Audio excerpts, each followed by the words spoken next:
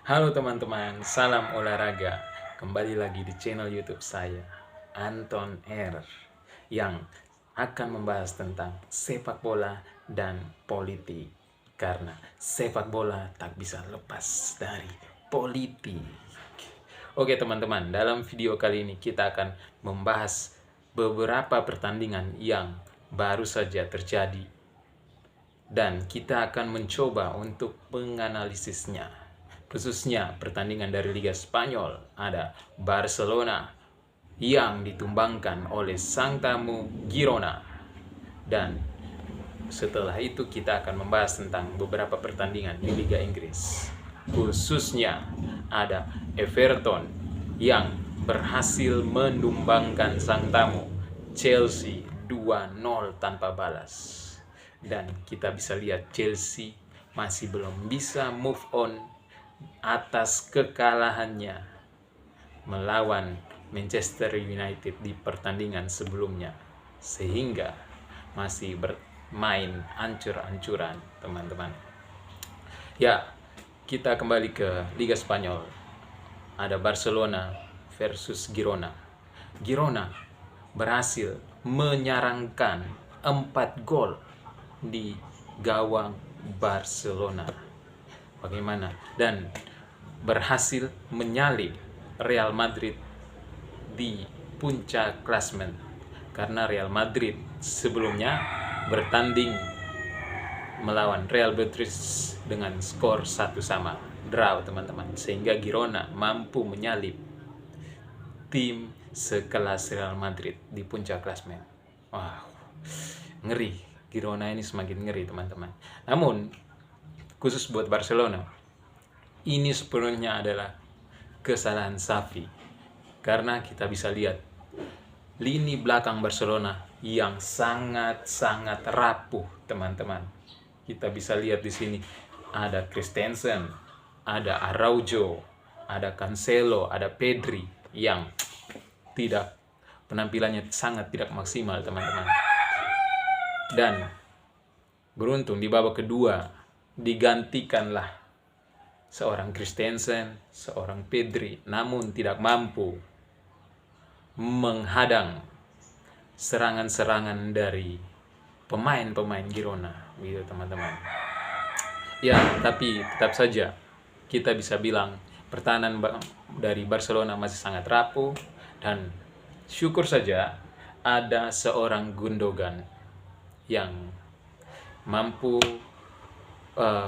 menguasai lini tengah Barcelona. Namun ya, apa yang mau diharap dari satu orang saja gitu teman-teman. Kita tidak bisa harap dari satu pemain saja, sementara pemain lain penampilannya sangat-sangat hancur. Namun di sisi lain Liga Spanyol ada yang patut untuk kita respect teman-teman. Ada pertandingan Granada melawan Atletico Bilbao yang ditunda teman-teman, karena ada penonton yang meninggal di stadion, diduga sementara karena serangan jantung. Namun yang patut kita respect adalah teman-teman? Yang patut kita respect adalah pertandingan dihentikan, langsung dihentikan dan di stop, dijadwalkan ulang begitu teman-teman. Sementara Atletico Bilbao sudah unggul 1-0. Sudah unggul 1. Namun pertandingan disepakati untuk diulangkan, dijadwalkan ulang dan kembali ke skor 0-0. Begitu teman-teman. Itu yang patut kita respect terhadap sepak bola di Eropa, gitu teman. Bagaimana jika hal tersebut terjadi di Indonesia? Saya rasa belum tentu pertandingan akan di-stop. Mungkin masih tetap dilanjutkan dan penontonnya akan dibawa keluar atau bagaimana begitu teman. Itu mungkin ya. Kalau di Indonesia itu masih belum pasti dan mungkin bisa di-stop, mungkin saja. Tapi kalau di Eropa teman-teman, khususnya Liga Spanyol, Liga Inggris, Liga Italia dan liga-liga Eropa lainnya, itu sudah pasti akan di-stop pertandingannya dan disepakati apa mau dijadwalkan ulang atau bagaimana, begitu teman-teman. Tapi pertandingan pasti tidak akan dilanjutkan. Itulah bagaimana kita lihat begitu respectnya mereka kepada human, begitu teman-teman, kepada begitu pedulinya terhadap kemanusiaan, begitu. Bagaimana kalau terjadi di Indonesia? Saya rasa ya masih tanda tanya besar. Oke, setelah kita membahas tentang pertandingan Barcelona, Girona, Granada, Atletico Bilbao, kita beralih ke Liga Inggris, teman-teman. Ada Manchester City yang menang 2-1 di kandang Luton Town, teman-teman. Ya, Manchester City berhasil menang dramatis, walaupun sempat dikejutkan dengan gol di menit-menit akhir babak pertama, gol dari Luton Town, teman-teman. Manchester City sempat kaget oleh gol Luton Town. Luton Town berhasil membuat gol pertama di pertandingan tersebut. Namun di babak kedua dibalas oleh Grealish dan Bernardo Silva, teman-teman.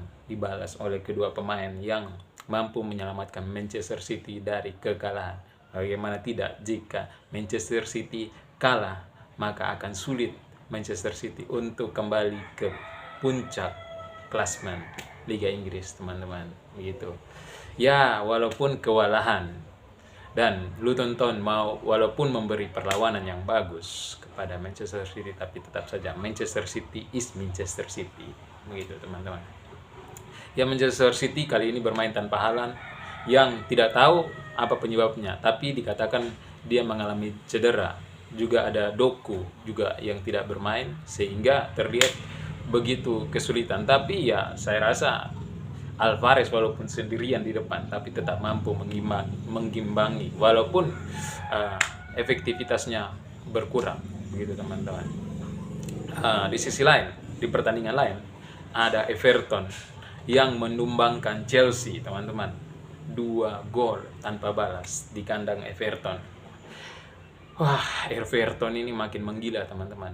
Walaupun baru saja mendapatkan potongan 10 poin, tapi dia mampu membalas dendam, teman-teman. Bagaimana tidak? Dari 5 pertandingan, 4 pertandingan mampu dimenangkan oleh Everton, teman-teman. Ngeri. Everton ini ngeri, teman-teman. Kita bisa lihat juga Chelsea yang masih kewalahan, belum bisa move on dari kekalahan sebelumnya. Sangat-sangat mengenaskan buat anak-anak asuhan Mauricio Pochettino ini, teman-teman, karena permainannya sangat-sangat tidak efektif, masih amburadul, masih monoton, tidak jelas arahnya bolanya kemana, begitu, teman-teman. Ya, entah apa yang terjadi dengan Chelsea, tapi menurut saya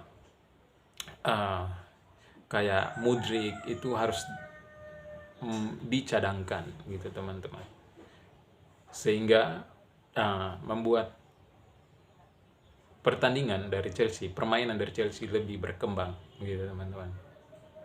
Dan di sisi lain ada Tottenham yang mampu membantai Newcastle di kandang Tottenham 4-1.